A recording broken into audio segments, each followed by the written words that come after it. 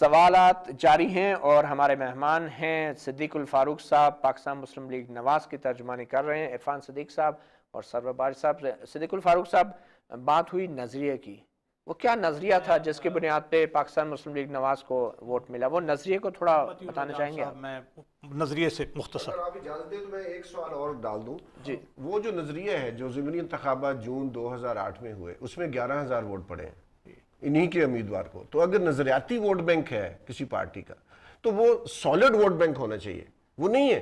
वो 11,000 पड़े, अब 72,000 63,000 तो 11,000 नहीं थे, वो तो 28,000 थे। एक मैं आपसे करूं, ज़िमनी इंतखाबात में अमूमन लोग जो हैं वो ज़्यादा वोट नहीं डालते। इन इंतखाबात में बहुत दिलचस्पी और गर्मा गर्मी पैदा हुई इस वजह से कि एक तरफ पीपल्स पार्टी, PMLQ, खुद अवामी लीग अपनी जो है अपना इनकी, फिर JUI, ये सारे इकट्ठे हो गए। नजरिया क्या था? मैं अर्ज करूं, नजरिया हमारा नजरिया बिल्कुल बड़ा क्लियर था। वोटरों का क्या नजरिया था जिस बेस पे आपको ये वोट पड़े? मैं अर्ज कर रहा हूं कि शहरों में लोग नजरियाती बुनियादों पर ज़्यादा वोट देते हैं, देहात में शायद थोड़ा सा, अब वहाँ भी नज़रियाती। और नज़रिया ये है हमारा कि मुस्लिम लीग नून ने हमेशा पाकिस्तान के मफाद को मुकद्दम रखा है, खा एटमी धमाके करने की बात हो, खा तरक्की की बात हो, खा गरीबों को रोजगार देने की बात हो। 2 साल में मुस्लिम लीग नून ने नहीं, अब मुझे गरीबों को, कुछ लोगों का ख्याल है महंगाई, बेरोजगारी दी। मुझे इजाजत देनी, 2 साल के बावजूद मुझे इजाजत दीजिए। मरकज में हमारी हुकूमत नहीं थी, सूबे में थी। लोगों ने देखा कि 2 रुपए की रोटी देने की कोशिश की गई, लोगों ने देखा कि चीनी का मसला हल करने की कोशिश की गई, लोगों ने देखा कि कब्जा ग्रुपों के खिलाफ हमने काम करने की कोशिश की, लोगों ने देखा कि जहां कहीं कोई मजलूम है वहां शहबाज शरीफ पहुंचे हैं। ये बहुत सी बातें जमा होके, जो आटे और चीनी के लिए कतारें, आटे के लिए आप देखें ना, कतारें अपनी जगह, लेकिन सूबाई हुकूमत ने अपनी हद तक रमजान में जिस तरह आटा पहुंचाया लोगों को, और अदरवाइज भी ये सारी चीजें, जिस तरह से अगर आप हुकूमत में ना होते आपको ये वोट पड़ता? जी मैं आपसे अर्ज करूं, ये भी इसलिए कि हमारा नजरियाती तशख़्ख़ुस और हमारी कमिटमेंट आइन के साथ, हमारा मौक़िफ़ जो रहा है, कहीं हमने परवेज़ मुशर्रफ के साथ, वो जो आमिर था जिसने बर्बादियां की हैं यहाँ, जिसने यहाँ अमेरिका को अड्डे दिए, जिसने वार ऑफ टेरर में अपना इस मुल्क को धकेल दिया, कहीं हमने उससे कॉम्प्रोमाइज़ नहीं किया। ये बात अप्रिशिएट हुई। अब मैं आपसे अर्ज करूं कि ये जो धांधली की बात है, मीडिया इतना बड़ा और आज़ाद है, कहीं आपको मीडिया पे ये बात नहीं आई सामने कि हमने धांधली की। एक मैं और आपसे अर्ज करूं कि हमले की बात, हमले में जो मैंने अर्ज़ किया ना कि आप शामिल तफ्तीश किया जाए शेख रशीद को भी, और जो मरहूमीन, जो मकतूलीन, जो शुहदा हैं, उनके फैमिलीज़ को भी। मैं ये अर्ज़ करूँगा कि अगर हमदर्दी का वोट अगर किसी को मिल सकता था या मिला तो वो तो शेख रशीद को ही मिला, हमें तो नहीं मिला।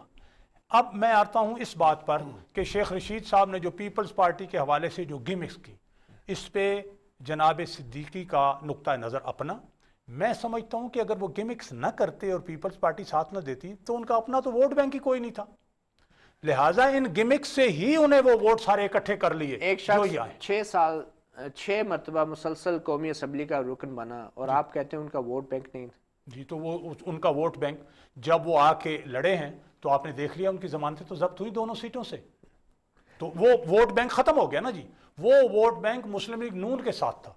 वो जब मुस्लिम लीग नून से गए तो उन 2002 में भी अगर आप कहें तो मैं आपको वो अखबारात का सारा रिकॉर्ड सामने रखूं कि ये मेरे खिलाफ सिर्फ ये चंद कारकुन हैं जिन्होंने टिकट नहीं लेने दिया गया, मैं नवाज शरीफ का सिपाही हूं, उसे मैं ही अपना सऊदी अरब से वापस लाऊंगा, आप मुझे वोट दें, दोनों सीटें जीत के नवाज शरीफ के पांव पे रख दूं। इसी वजह से उन्हें वोट मिले। ये क्या ये नजरियाती वोट था आपके ख्याल में? हमारे यहाँ, मैं बारी साहब से इत्तफाक करूंगा कि हमारे यहाँ जिससे लुगत के मानों में या रिवायती मानों में एक आइडियोलॉजिकल वोट कहते हैं ना, वो शायद जमात इस्लामी की हद तक कुछ लोग, कुछ एक हल्का होगा। बाकी जो हमारा नज़रिया होता है ना, वो शख्सियात के साथ वाबस्ता होता है। मसलन जैसे भुट्टो से इश्क है, उसका नज़रिए का नाम है भुट्टो। उसने भुट्टो की पार्टी को वोट देना है, ना वो सोशलिज्म को जानता है, ना वो किसी और निज़ाम को जानता है। नवाज शरीफ साहब में क्या कैरिस्मा है? मतलब क्या मतलब कुछ भी है। एक लोगों ने अगर उसको वोट दिया है, लोगों की, देखिए ना, आपने एक बड़ा सवाल किया जी कि अगर अपोजिशन में होते तो आपको ये वोट मिलते।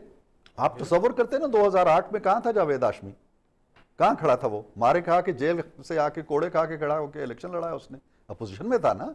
दूसरी बात यह है कि आप जरा कंपैरिजन करें इसी वफा और बेवफाई के हवाले से। आपके पड़ोस के हल्के में एजाजुल हक नामी एक शख्सियत है, उन्होंने 90 से इलेक्शन लड़ना शुरू किए। 90 में 87,000 वोट हासिल किए नून के टिकट पे, 93 में 87,000 वोट लिए, 97 में 87,000 वोट लिए, 2002 में नून में नहीं थे वो, एंड ही गॉट 4,000 वोट। ये जो एंटी एस्टैब्लिशमेंट का एक मेरी बात वाज़ेह टैग है, क्या वो भी उसका भी कोई रोल है? करता हूं कि वो जो लोगों ने 83,000 वोट छीन लिया, वो नजरिया है या कुछ भी है, या वो नवाज शरीफ से इश्क है या जो भी है, लेकिन वो वोट उसी का है, उसी के जेब में जाएगा। इसमें क्या है, इसमें एंटी एस्टैब्लिशमेंट एलिमेंट भी है? नहीं, एक देखे ना, हर जगह एंटी नहीं होता, एक प्रो है।